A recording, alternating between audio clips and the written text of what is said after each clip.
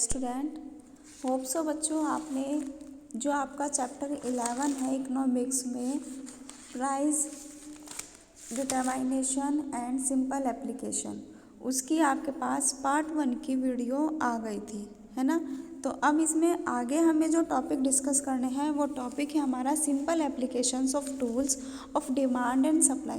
देखो, हमने demand and supply हम पढ़ते आ रहे हैं इकोनॉमिक्स में, और हमने काफ़ी टाइम से पढ़ा भी है कि हमारी डिमांड बढ़ने पर सप्लाई पर क्या इफ़ेक्ट होता है और सप्लाई बढ़ने पर हमारी डिमांड पर क्या इफ़ेक्ट होता है।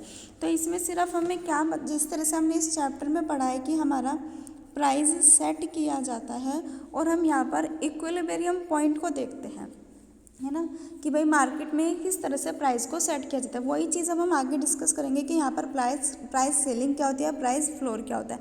ये दो टॉपिक आपके रह गए थे, ये छोटे से टॉपिक हैं, सिर्फ आपको ये देखने हैं इसमें। चलिए डिस्कस करते हैं हम simple application of tools of demand and supply, कि हमारे जो टूल्स हैं डिमांड एंड सप्लाई के, सिंपल एप्लीकेशंस के, वो क्या क्या है। We have discuss the determinations of equilibrium price throw.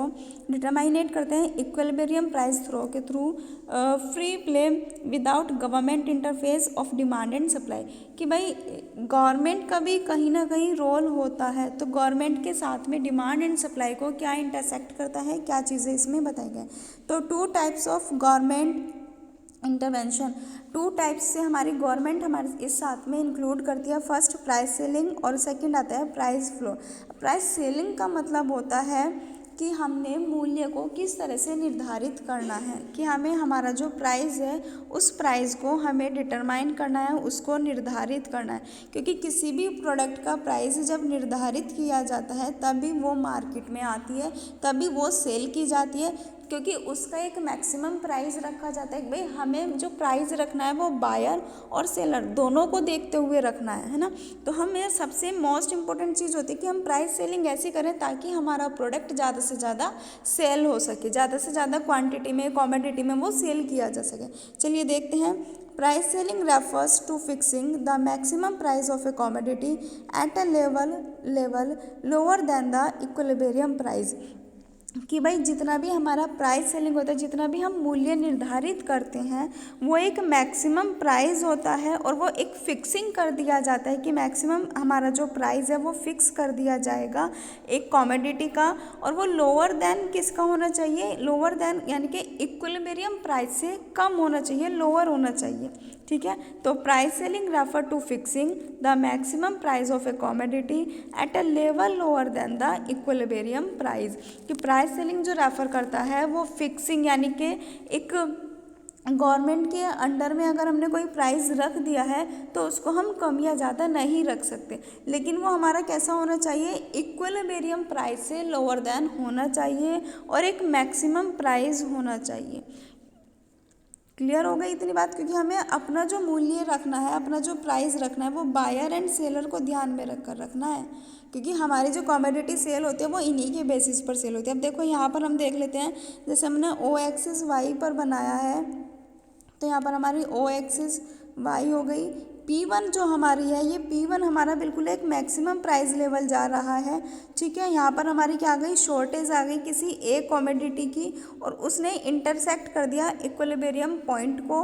उसके बाद में हमारे यहाँ पर दूसरा प्रोडक्ट आ गया और वो सीधा हमारा इक्विलिब्रियम पॉइंट से सीधा जा रहा है, यानी कि एक मैक्सिमम पॉइंट आ गया जो हमारा इक्विलिब्रियम लेवल से लोअर देन होगा।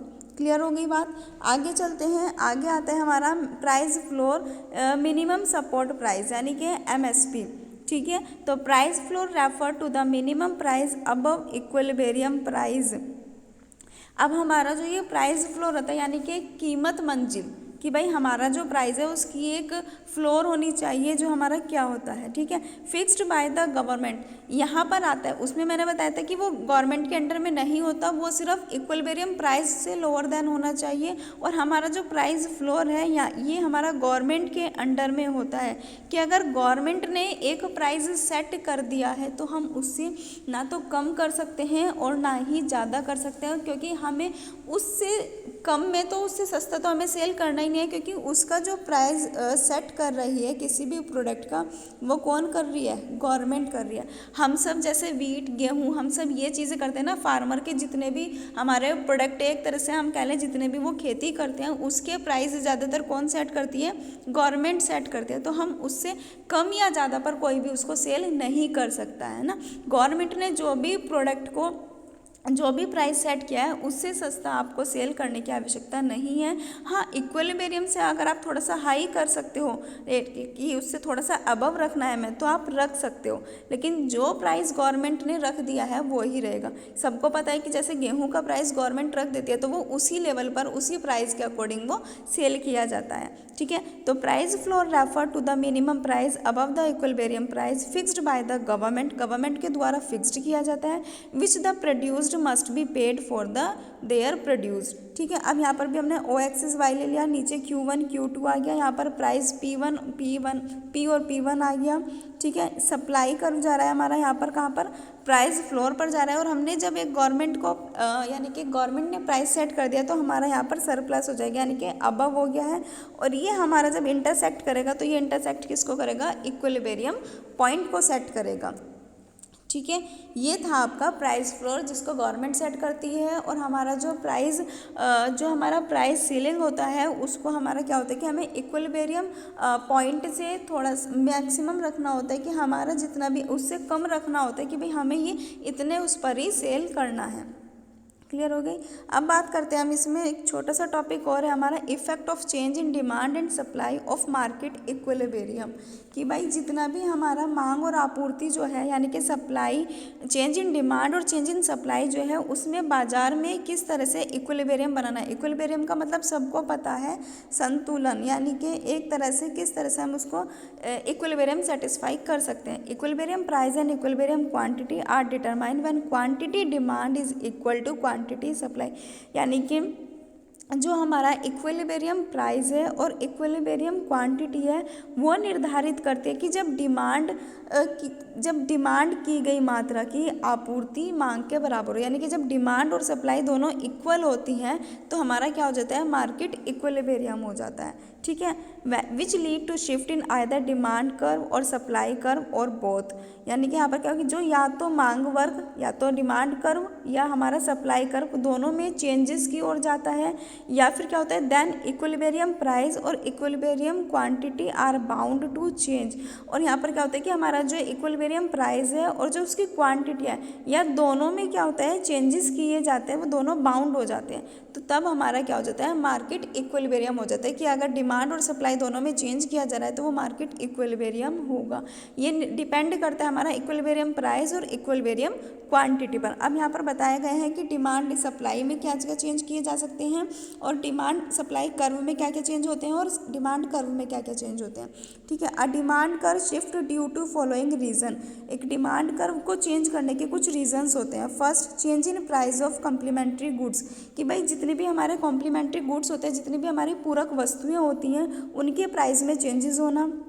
Change in price of substitute goods, भाई अगर किसी प्रोडक्ट का कोई सब्सिट्यूट गुड्स है और उसके प्राइस में चेंजेस है, मतलब सेम अगर हम देखें कि हमारा जो प्रोडक्ट है वो ए भी उसी प्राइस पर है यानी कि 10 रुपीज़ पर है और बी भी उसी पर है, तो यानी कि वो उसका सब्सिट्यूट हो गया, तो यहाँ पर कुछ ना कुछ इफेक्ट पड़ेगा हमारी डिमांड पर, क्योंकि उनके पास उसी का सब्सिट्यूट है। चेंज इन इनकम नॉर्मल और इन्फीरियर गुड्स, यहाँ पर भी हमारे इनकम में चेंज किया जा सकता है। Change in taste and preference, भाई हर किसी का अगर प्रोडक्ट भी सेम होता है, क्वांटिटी प्राइस भी सेम होता है, लेकिन उनके टेस्ट और प्रेफरेंस चेंज होते हैं। जैसे हम सबका टेस्ट, हम सबकी चॉइस अलग अलग होती है, उसी तरह से प्रोडक्ट में भी चेंज होता है, तो उसकी डिमांड पर कहीं ना कहीं शिफ्ट करने में चेंजेस आ सकते हैं।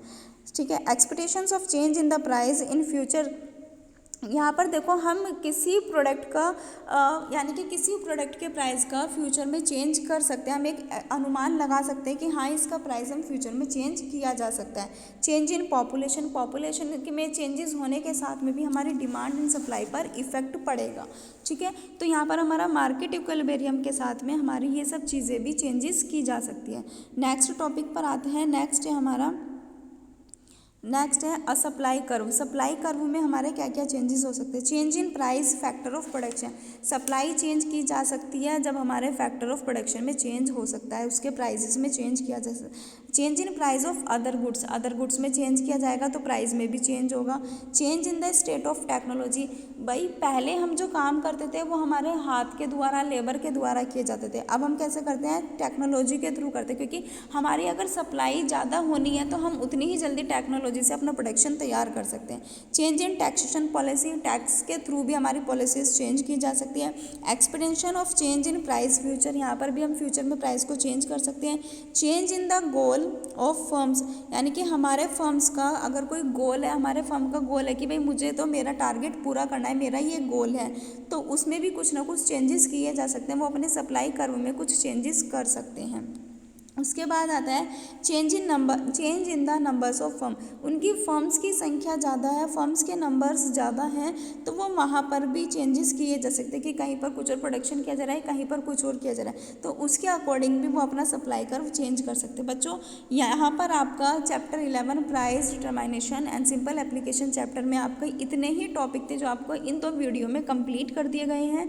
आपको इस वीडियो को ध्यान से सुनना है, समझना है और चैप्टर को बहुत अच्छे से रीड करना है, लर्न करना है, क्योंकि बहुत इजी चैप्टर है, बहुत छोटा चैप्टर है। तो आप ध्यान से अपनी पूरी नोट्स को रीड करेंगे, बुक चैप्टर रीड करेंगे और वीडियो को ध्यान से सुनेंगे। Thank you, have a good day.